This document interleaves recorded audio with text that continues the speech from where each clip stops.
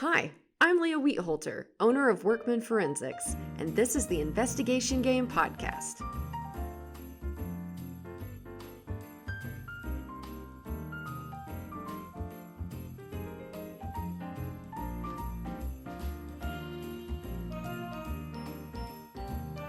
Welcome back to the Investigation Game Podcast.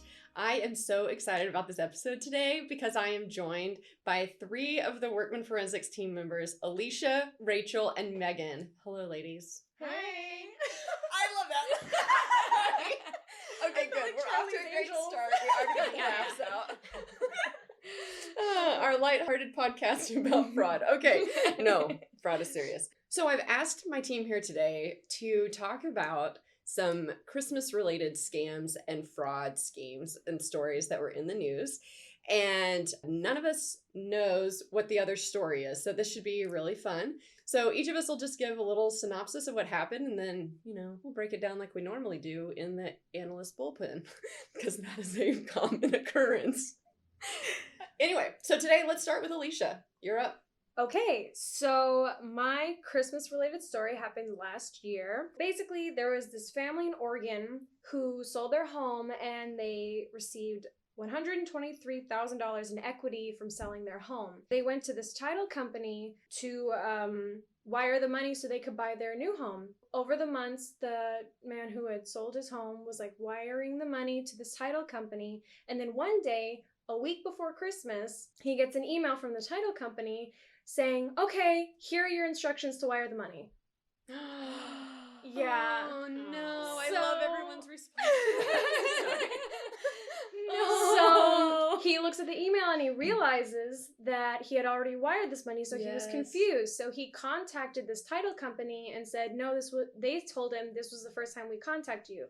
And he realized all of that money was gone. All of it. And it was their whole life savings.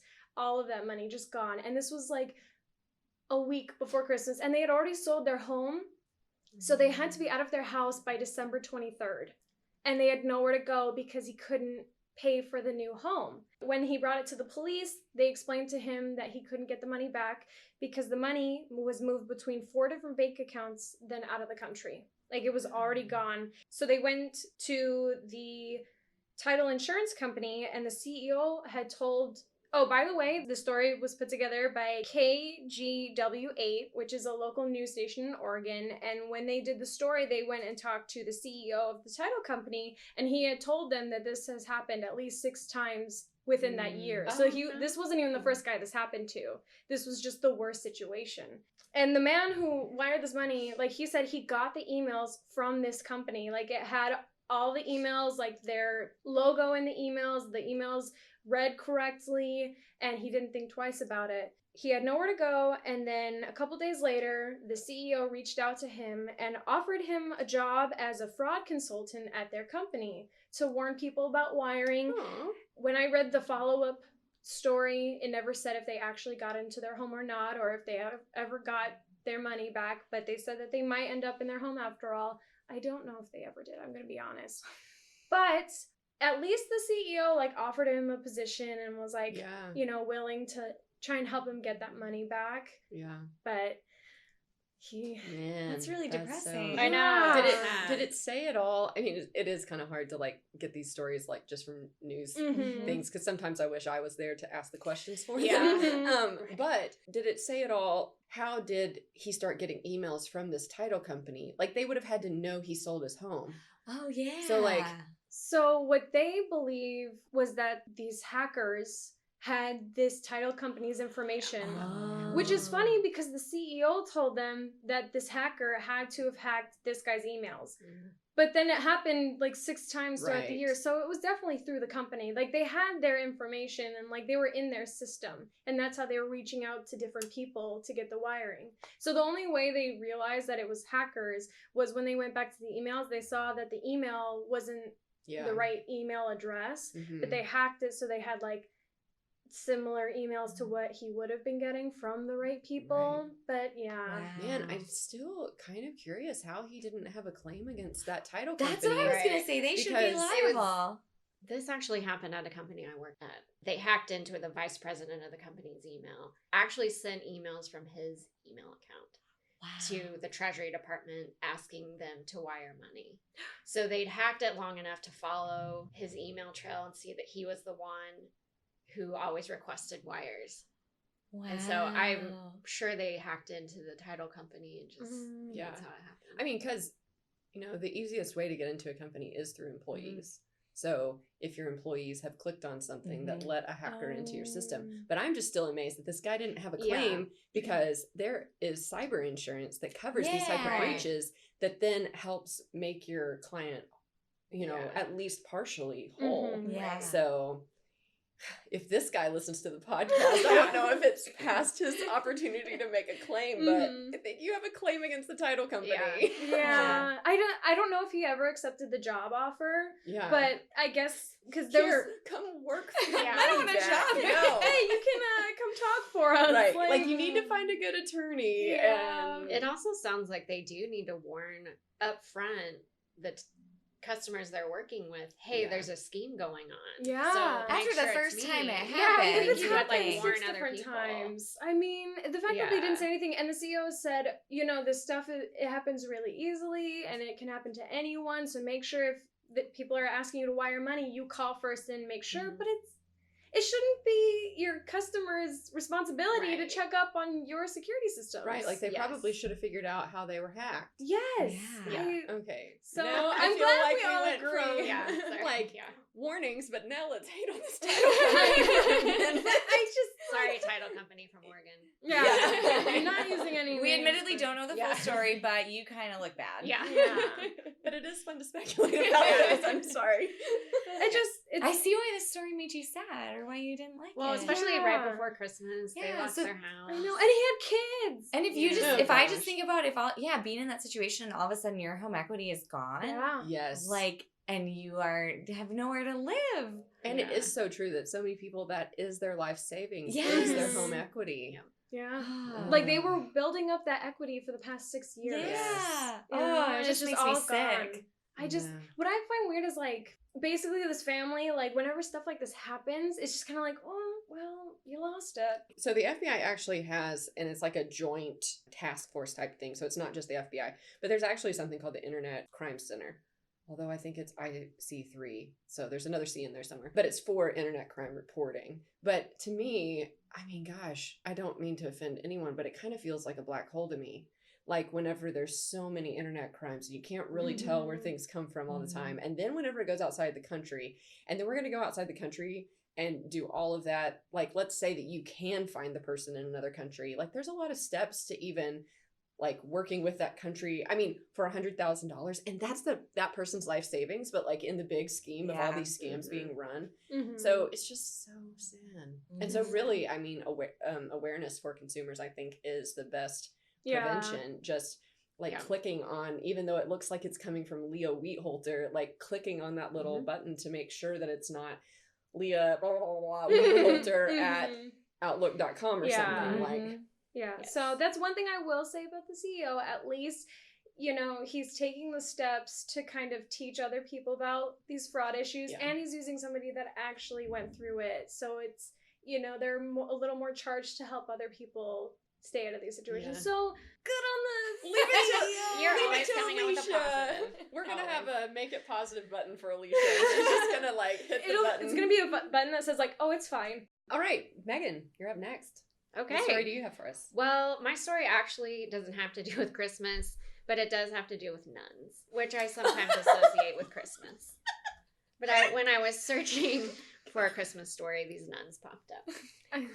So I got my information from an NBC News article by Minnie Von Burke, and then there's also was an extensive article written for GQ by Sean Flynn that had a bunch of background information about the nuns and interviews with parents, but it was too much to include in this short story. But if you want to check it out, go to gq.com. So this is about sisters Mary Margaret Cooper and Lena Chang, and they took at least $500,000 from St. James Catholic School in Torrance, California. but the total is still undetermined. I tried to find lots of articles to see if they'd finally figured it out, because they'd worked there so long. In 2018, they'd only been able to go back to 2012, so they were still uncovering more money. Sister Mary Margaret was the principal of this Catholic school for 29 years, and Sister Elena was a teacher for 20, and she had also served as the vice president toward the end of her career. They were housemates and best friends, and both sisters retired in 2018. So upon retiring, upon any change of control, the school required just a routine audit so that the next person could step in to clean books. And I guess Sister Mary Margaret was acting really squirrely during this time and odd. And this was total coincidence, but around the same time of the audit, a family who had paid tuition had asked to see a copy of an old check. And when the staff retrieved the check, she noticed that it had been endorsed and been deposited into an account that was not used by the school. So they were just finding a bunch of different weird things. And so Sister Mary Margaret's boss contacted the Archdiocese of Los Angeles. And when he was informed of this, he ordered an independent forensic audit be performed. So what was happening is Sister Mary Margaret would receive checks or cash before handing them over to the accounting department. And so she would take some of them and then deposit them into a bank that was not used by the school, one that she set up herself. And she was able to do this because she endorsed the back of it with a stamp that read St. James Convent instead of St. James School. So they wouldn't really, and you're probably not going to question a nun. That's true. It seems legit. Yeah. And also it wasn't really caught in routine audits because the school was profitable, even though they were always saying it was we're operating on a shoestring budget, we don't have any money. It was really because she was taking it. But the money, this excess money that she was depositing, was really destined for a reserve fund. So it wasn't really used for operating. So that's why it wasn't really noticed by anyone. And because she was taking the checks and depositing herself, no one even knew it was coming in. And you would ask, well, what does a nun spend money on? Because most of them take a vow of poverty and they don't live a frivolous lifestyle. But apparently these two really had a pattern of traveling and they loved to gamble. So they went to a lot of casinos. And Mary Margaret actually, before she moved to California, she was the head of a school in Las Vegas. And all the parents knew that she was a really good poker player, because they'd have these poker nights and she would win most of the time, but they just never put it together. Oh my god. That she was maybe had an addiction to gambling. So anyway, St. James School, they went ahead and informed the police department, and they initially declined to file a criminal complaint. But from the last article I read, it said the Archdiocese initially said it would not press charges, but then they stated they would become a complaining party in the case. And I think this might be due to the fact that bank fraud is a federal crime, and then the alleged misappropriation was possibly investigated as a federal crime. But as of May of 2019, no charges have been filed. But it sounded like, I couldn't find anything where charges have been filed, but it kind of sounded like the forensic audit was still going on and they were just uncovering, probably waiting for that to get finalized. And as we know, that can take a while when you're digging back into a lot of years. So yeah, and especially if it was for a reserve fund, so they didn't necessarily know that the money was coming in. I mean, how do you even... Yeah. Because normally you'd have an invoice on your side for school tuition or something, and so then you'd compare how many of those invoices hadn't been paid, or compare how many said that they had been paid in the system but they didn't make it to the bank, our nice little Venn diagram. Well, but if you don't have a way of tracking that, then it's just pure skimming, and how are you going to actually quantify that? Besides going to everyone and saying, hey, did you ever give Sister Mary Margaret a check? And if so, provide us a copy of the canceled check. Well, and if she was the one also opening mail. Oh, yeah. I mean, that's a good segregation of duties, is to have different people open the mail that are record checks and take the deposit. But it reminded me of the case in Tiffany Couch's book about the school, and the book bookkeeper who was taking cash Mhm. and then just depositing your own. So that's another thing. I mean, they didn't go into the cash aspect, but I'm gonna guess some people paid things in cash, Mhm. and she probably took That it. would, I Yeah. feel like you could never trace. No. With the checks, like how long do banks keep the deposit items for? Because couldn't you look at that and see anything written to the Mhm. school in her account? You'd be like, oh, that wasn't Yeah. for you. Yeah, they were going back several years to obtain that information, and they even had parents who'd paid money Mhm. were going back and getting their bank statements to look Mhm. at Right. the canceled checks to see where they were deposited. Yeah, and I think that maybe we should clarify, since we're trying to educate people on this Yes. podcast too, is that like if we had been hired to work this forensic audit, which PS isn't really a thing, but anyway, these forensic accounting procedures, if we had been hired to do that, unless Sister nuns were- Mary Margaret. yeah, unless they were cooperating, like we would have had to go to the parents and ask them, like, if you've written a check, send that to us. If she was cooperating, then perhaps we could go and look at that bank account that she had set up that she was putting everything into, or if there was a civil lawsuit and there was a subpoena filed, and then of course law enforcement's going to be able to get to that bank account. So that's why, we'll just go look in her bank account, right? But let's just set the stage a little bit. It depends on. It did several say things. both nuns were very cooperative and were So maybe they. Mm. But a lot of parents complained because these nuns were very strict in student conduct, and so they felt they were very hypocritical, Yeah. lying, making their kids like do all these things and then they were lying to everyone. if I'm honest, anytime anybody is so overly strict about something, Mhm. it always makes me question what they're hiding in the background. Well, Sister Mary Margaret implemented a line outside, and you had to walk the line during if you were bad, you had to walk the line while your friends played at recess, Oh, like in front of everyone. Oh. did they make her walk the line? Yeah. In front of all How of many the lines? friends? That came up in many parent interviews. Well, everyone had to walk the line. She should have to walk the line. They were pretty upset about it. So Like, you Oh, stole this money, man. better start walking. Like, Yeah.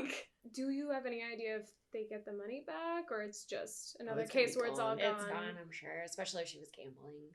Yeah. They usually Mm. over. It's not recoverable. Yeah. And especially if she took about poverty in her personal life, Yeah, and then just I mean, I stole don't from think the she church. was like spending it on anything frivolous Mhm. in her lifestyle. I mean, It was just gambling just and traveling. Oh, okay.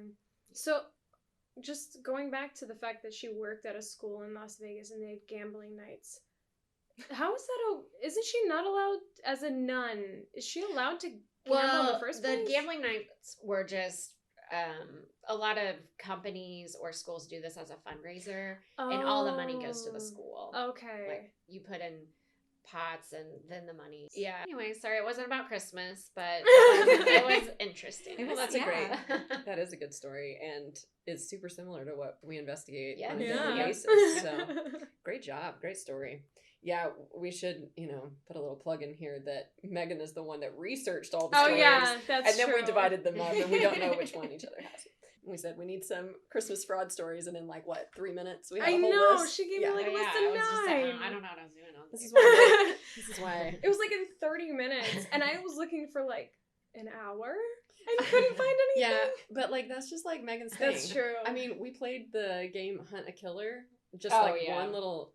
I'm pretty sure she uncovered things that we weren't supposed to uncover until the next boxes one. later. But I mean, she's like, look at this Facebook account. It says this. Hey, licensed PI and Yeah, crime sure. enthusiast.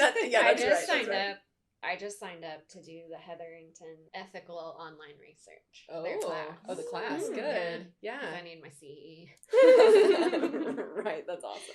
But I was like, oh, this will be good to know. Yeah. Wonderful. Then she can really find. There won't be anything Yeah. this girl can't Yeah. find. That's awesome.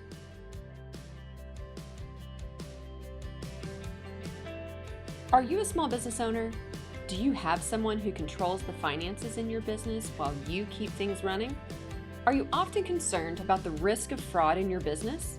Do you tell yourself that you'll watch the finances closer this year, only to find that the busyness of business becomes a higher priority? Well, if you're a small business owner with revenue of $1 million or less, Workman Forensics is hosting a New Year's fraud prevention raffle. For the winner, Workman Forensics will run our data sleuthing test on your 2019 data to highlight potential areas of vulnerability so you can improve your fraud prevention procedures. Start the year off right with our New Year Fraud Prevention Raffle. Go to www.workmanforensics.com and enter to win under the Be a Data Sleuth menu. The link will also be posted in the show notes.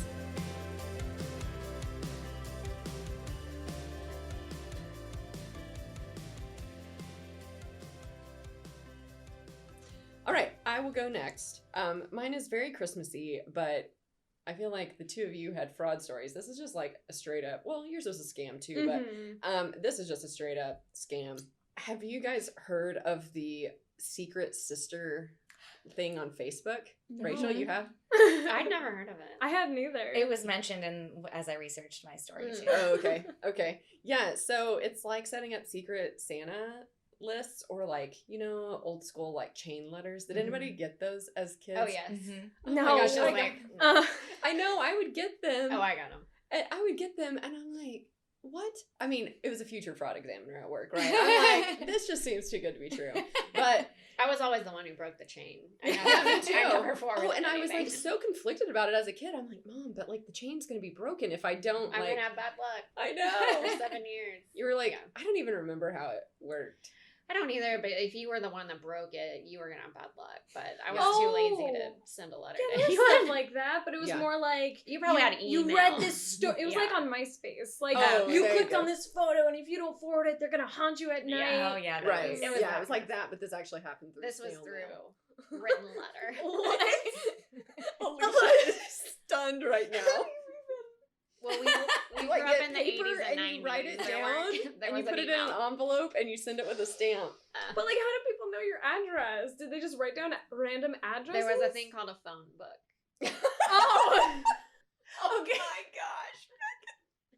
Well, Sorry. we don't use them anymore, but you Yeah. used to. But your like, address was in the phone book? yeah, I mean, Yeah. especially I grew up in a small town, and you Yeah. knew your Yeah. friends, and you just looked them up in the phone. Mine always came from a friend. So like she had Yeah. gotten hers from a friend and her family Oh. came up to Washington. They weren't just and she random. would send it. Okay, I They thought usually it was came like from- random. No, they usually came from friends. Right. Okay. But somebody got it started and then it was friend to friend to friend. But anyway, back to our Yeah. secret sister. Sorry, yeah. So that's the premise it's operating off of, only where Megan and I received these letters from our friends. Essentially, you're going to give a gift or $10. Some of them said wine through Facebook. They'll say, hey, join this gift exchange. You're going to spend $10 on this one person and send it to this random like name and address. Put your name and address on this list and then find like find 5 other people and put their names and addresses on this list. And then you're going to get 36 gifts for Christmas. That's this Facebook. That's That's this what they're Facebook saying on one. Facebook. Yeah. Okay, that Yeah. totally sounds like a scam. So Too good to Right. be true. Exactly. Yeah. Right. Yes. Because it is. okay, well, Right. yeah, but people And yeah. So, People- and it's like through social media. And I mean, I think that there's, this is the marketer, this is a marketing phrase. I think there's a target audience for things that are too good to be Yes. true. And Yeah. so there are people who want to believe that that's a thing, which is also what makes this actually illegal because it's like gambling. And so it's a form of illegal gambling, is what I read. Okay. Oh, It's that makes also a sense. form of an illegal pyramid scheme Mhm. because, Oh, yeah. you know, you can have multi-level marketing, you know, how a multi-level marketing Mhm. thing works. And as long as there's an actual legitimate product, then it's not illegal. But if you're ever told you're going to invest this money and there's no actual product being sold, and then you're going to go recruit however many other people to put that amount of money in, then it's an illegal pyramid scheme because there's not actually a product. actually a Okay. product. And whenever you stop, there's not enough money for that last Mhm. group of people, right? Because Mhm. it's gone to all the people above them. So anyway, yeah, so this is how this works. So, okay, so this apparently was popular in 2015, 2018, and then it surfaced again in 2019. Oh, wow. But what I thought was hilarious, and the article I read for 2019 is from the Better Business Bureau. So they were the ones like letting everybody know, hey, please don't do Mhm. this. Like, it is a scam. But I read another article from a guy that was in 2018, and he said at the end of his article, he says, so instead of red and green this Christmas, you might end up wearing orange. And I was like, wow, that was a great line for the end of this article, but I don't think anybody's going to go to prison. Yeah, I was about to say, I was Yeah. like, imagine losing all your money and then they're like, but you're also going to jail. Right. Like, Or for participating in it and like all you did is contribute the $10. And then the thing is, like we talked about in a chain letter, I knew the person who was sending me this letter, and if I had continued it to avoid the bad luck, which by the way I didn't have bad luck, I don't think, from not sending it, but I would have sent it to someone I know. Well, what's so crazy to me is that if you are one of the, I guess, victims or participants of this secret sister scam, you are sending $10 to someone who's supposedly a real person on this list, but you know it's just going to like Nigeria. I mean, like, you know, it just fits like the Nigerian. Like a stranger. Yeah, just like a random person. And I'm only picking Nigeria, by the way, because of the Nigerian like scams. I think that's what's most common. It's well known. Okay, but I'm just like, did you really think that was the real person? Like, this is the internet. Did they talk about, what kind of target? Were they older? Oh, no, they're specifically targeting women. I was going to say this earlier because why, even the old chain letter thing, I feel like this type of thing always targets women, and I feel like it relies on, like, some kind of social guilt or, like, returning of social, like, you don't want to break the chain. You don't want to be rude, or, like, I feel like a lot of the newer ones, they really promote, like, sisterhood, and, like, they're super positive, friendly language, and I feel like I was thinking this the whole time, like, wow, it's so weird. But yeah, it's like hard for women to say no. Yes. And like they said they'd use like lots of emojis and lots of really flowery words. Yeah, I just didn't know if they had a certain age group they were targeting too. It has to be older. Because I feel like like I could see my mother-in-law falling for this. No offense against her, but she's so friendly. She would want to participate. I feel like when you're raised more like in the time of internet, you're a lot more jaded. Yes. As bad as it sounds. I was just talking about this the other day. I would just be like, oh my gosh, this is stupid. We all I feel like have a better, like, you know, that doesn't sound right, detector for the internet, or like innate distrust of the internet, where I feel like people that didn't, you know, where it came to them at a later age, I don't really think that's they grew up like the people they're talking to, they know. They grew up actually being able to trust what they read because it was like from their friend or from a major newspaper, and now it's just like a free for all. Right. How did this happen on Facebook 3 years running? I know. I mean, but just think about how many people are on Facebook, and then how convincing, and I mean, how do people get scammed all the time? That's true. And I think too that it's just human nature. Like, what's the worst that can happen? I put $10 into this, and then I don't get the 36 gifts. Like, and if I do 36 gifts, right? Oh, yeah, it is gonna like be fun. gambling. It is a gamble. Oh, so they had to have been targeting like older women with like kind of a gambling addiction. Probably guaranteed one of those nuns totally signed up for this. She was like, 36 gifts, maybe. Here we go. I only have to contribute $10. Exactly. But what would happen if I contribute like $500? Oh, because you know that probably happens too. Like, can they participate in multiple or whatever? And then, anyway, I'm just saying, I get annoyed whenever some people that I'm connected with on Facebook send me essentially the chain letters that are like, pass this on, forward this if you want good luck, or if you want to avoid this scam, or like whatever. Like, I get annoyed with that, and there's no money involved. So come on, people. Like, quit giving random people money that you don't know. If you want to give random money to people you don't know, like, give to a charity. Yeah. You know? Give it to a bell ringer. Exactly. Which actually, just yesterday on LinkedIn, because I'm sure it doesn't surprise anybody that I follow a bunch of fraud examiners, one of them posted about how she'd seen so many posts on LinkedIn about people trying to do business with people over LinkedIn, and then like the person never showed up to do the job or whatever, and it's like, wow. Even on LinkedIn, like, I feel so connected to certain people, but like, to just hire someone over LinkedIn. I mean, kind of my rule of thumb is if I see someone on LinkedIn, and even I'm not going to exchange money with them, but even like have them be on the podcast, like, I'm going to research them. I want to make sure, are they actually a CFE? Are they actually a CPA? Do they have a legitimate, like, do they have a website? Do they have Facebook? Like, and is the messaging on all of those things the same? Have they like taken care to actually set up a business? Check the Secretary of State. I mean, this is so much due diligence. I know. I was gonna say it's called like, due diligence. For like people should do it. Right. So anyway, yeah, I get it. Well, that was good. Yeah. I know. Thanks. Okay. There's I'm like so much to unpack with all these. I know. Okay, I'm excited for I know, Rachel's I'm because so hers is the excited. most Christmassy, so. Very It's excited super about this. Christmassy. I actually was just thinking to myself, I didn't write down the guy's name, but I do remember it. It was you? I think it's a Was really impressionable. cool name. So for my story, we go all the way back to 1913 in New York City to a man named John Duval Gluck. Might have been John Duval Gluck Jr. Anyway, great 3-part name. That is good. And my favorite few-word summary of this was from a BBC History magazine headline. They called him the con man who saved Christmas.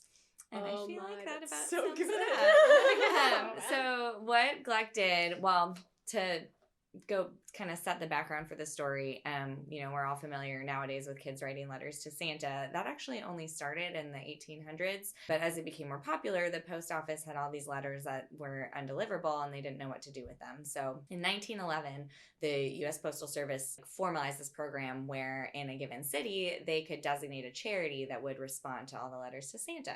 But New York City, no charity stepped up until 1913 when John Gluck, who had been working as a customs broker, he inherited his dad's custom brokerage, but he had bigger dreams for himself and he came up with this idea. So they had no other takers, so they said, sure, you can do it. And he set up the Santa Claus Association, which initially was just a bunch of volunteers that would go through all these letters and process them, look for the first pass was like any kids that were reporting like abuse or, serious issues, and they would kind of set those aside and forward them to the city. And then they would weed out ones that had really extreme demands or things that just didn't pass the smell test. But he said about 70% of the letters were good to go, and then they would assign those to donors or send them out to potential donors. And that was just a donor list that he had gotten through his work as a customs broker and other people he knew. So basically they're connecting these donors to children. But as the years went on, he started acting as more of a middleman, and instead of sending the letters to people directly, he would just ask for money. He had plans to build a Santa Claus building in Manhattan that was going to have this crazy marble facade and this giant stained glass window of Santa Claus and different depictions of Santa from like cultures around the world done by artists from their native countries. So obviously that would require a lot of money. So he solicited a lot of donations for that. It was never built. And he started to get involved with some other similar quote unquote charities. I'm trying to remember some of his examples. There was one that was like involved in, the Window Crib Society promoted cages that apartment dwellers could attach to their windows to allow their infant to play outside in a chicken wire box. This is in the New York Post article. What? You need to look this up. So it's a New York Post article all about this. If you look for John Duval Gluck, New York Post, and they have a picture of a baby in a chicken wire box hanging out a window, and it's really great. So oh my God, that's terribly disturbing. yeah, Does your baby want fresh air? that's what it is. Yeah. Tenement babies like need time outside too, Yeah, and 50 that's kind of stories was up. the idea. Oh my god. So that was one of his groups. It's a different time. He also got really involved in the U.S. Boy Scouts, not to be confused with Boy Scouts of America. This was a competitive group that came into being around the same time that was founded by William Randolph Hearst. And the biggest difference between the two is that the U.S. Boy Scouts carried rifles because Hearst believed that, good gun usage and ownership was like an important skill for these boys. So a 12-year-old scout killed a 9-year-old scout, and that organization fell into scandal, and its membership dropped precipitously. But As it should have. yeah, so Gluck being involved with that, he had used a lot of those scouts as volunteers in the Santa Claus Association, and so he really wanted it to keep going. He tried to save it, and that's actually what ended up drawing the attention of New York City's Public Welfare Commissioner, whose name was Bird Kohler. And that's who eventually closed down the Santa Claus Association. He looked into its books, and essentially they couldn't account for, most of the money they received. Yeah. That was done. But I don't know what happened to Gluck. I couldn't find out what, Like if he really got in legal trouble, or if they just kind of were like, you can't run this charity anymore. His grandnephew, Alex Palmer, wrote really the definitive book on this story. So I think I'm going to have to look this up. It's called The Santa Claus Man, The Rise and Fall of a Jazz Age Con Man and the Invention of Christmas in New York. So Wow. he was at a family gathering, and he kind of heard this story and was like, wait, what? And his family had kind of described John Duval Gluck as this, like really personable, like, oh, he had a lot in common with your grandpa. They could both have a conversation with anyone and like this really great guy.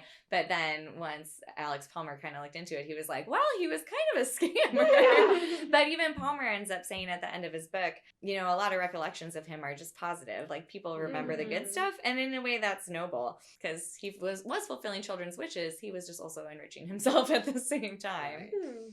Just think about that. That's I mean, crazy. everyone, there's like a little part in just, I think, probably almost everyone that wants to believe something like Santa Claus could happen. So why would you not? I mean, if somebody started an organization like this, I would be like, yes, here's some money. Go satisfy, go fulfill some kids' wishes, Yeah, it's really positive. Everyone would want to be Right. involved. And then But then, just the lack of oversight and accountability. It also goes to show fraud's been around for a long time. Yeah, 1913, so Well, over wasn't 100 years. the Ponzi scheme is around 1912, 1921. I might be a little dyslexic on my date, but the original Charles Ponzi, I think it was around the same time. The interesting thing too that I read, it was probably in the New York Post article, was that around that time, like World War I, people, these sort of charities that were not really charities were really thriving. Like there just wasn't a lot of oversight. People wanted to believe in something positive or do something positive. Right. And then we're also kind of distracted from the oversight piece by the war effort. So I guess that was just really a big thing. And then his went on until 1927 is when Bert Kohler actually. So yeah, they did it for over 10 years. Yeah, pretty crazy. Oh, and you were saying like who wouldn't want to get involved, and help fulfill a child's Christmas wish? Well, fun fact, today, I think this is since the 60s, the Postal Service actually took all this in-house. So they coordinate assigning letters to donors, and you actually can go to, it's USPSOperationSanta.com, and you can adopt a letter, and you can read through all the letters, and you can pick one and fulfill their wish if you want. Oh, I'm so glad to know that's about so that. sweet. Yeah, so again, USPSOperationSanta.com. It's pretty That's cute. so great. We'll put it in the show notes. Yeah. That's I'll right, put it in the Alicia will. description. That's so sweet. Oh, So that's awesome. he was kind of like almost a Robin Hood, but just a Stole from the rich to give to the his- children and himself. He almost One made for it. you, one for me. Yeah. I mean, And I think he was also kind of part of it for him was the attention, because he ended up rubbing shoulders with all these bigwigs. Like, he just liked to be that guy. Yeah, like Reminds the me of man's man. Yeah, we've run across some characters. Yes, we have. Or like even, playing Case of the Man Cave, like Yeah. it's called that because he liked being like the man's man and hosting all of his friends. But then even so, I have another case. It might become a game one day, but I call it the Mom of the Year. And like she just loved making sure that her kids had everything. Or another guy that I talk about in our Be a Data Sleuth trainings, but I talk about this guy that just wanted his kids to go to private school and bought them all cars.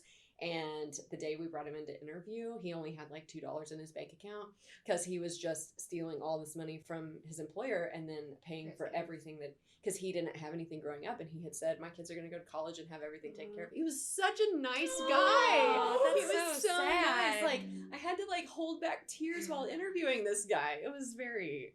I will say one thing I do like about this story is we always hear the side of the person who got stolen. We never hear the side of the person who stole, and it's kind of nice when, not that it's nice that people steal, but it's kind of nice when like somebody's actually trying to do something for other people. Started out with good intentions. And then it just kind of got sour near the end, but it's kind of nice when because you think to yourself like, this has to be a terrible, gross person who doesn't care about anybody, but he did care. He also just cared about himself. I mean, and there's Alicia with her positive spin. I do feel like his intentions were pretty selfish, but I think his grandnephew's perspective of like, if you look at the outcome of it, like kind of the positive that did come from it, like it's, or the legacy, that's the word he uses that I think is really good. It's like, that sounds not like an all interesting bad. book. I know, I really want to read it. I wish I had known Yeah. about it earlier. Yeah. I would recommend it to my book club for December. You could read it in Maybe next January. year. Yeah. And I think too, it just makes me think of the fraud triangle, because the fraud triangle basically says that if you've got a pressure or incentive and then you have opportunity that you can rationalize. And when you've got those pieces, then your risk of fraud increases. Doesn't mean that you will, but I can rationalize anything if I really, really want to. So if I have an incentive, so maybe I want to be popular, or like maybe at the beginning, like he did really want to help these kids and like what a cool idea, but then that just becomes a slippery slope. And then he had opportunity because nobody was actually looking at it. And then he could rationalize and say, yeah, but if I wasn't involved, then these kids wouldn't have gotten their Christmas wishes. So it's just so easy. I do think that anyone can commit fraud if the risk is there. I don't think that people need to be afraid of fraud happening and like try to do everything to prevent it 100% of the time. We should make efforts to do that. But to me, fraud is probably happening because it's that common. But like, do we have prevention measures or detection measures in place to catch it before it's a big thing? That's how we like to look at it here. Yeah.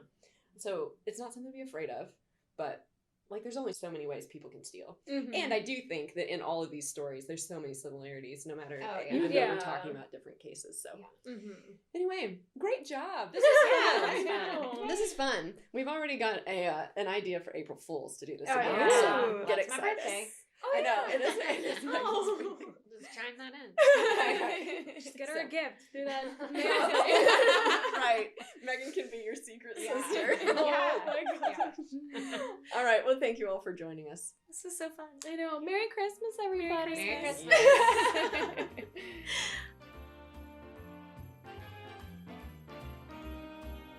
The Investigation Game podcast is a production of Workman Forensics. For more information about any of the topics that we talk about on the podcast, please visit workmanforensics.com.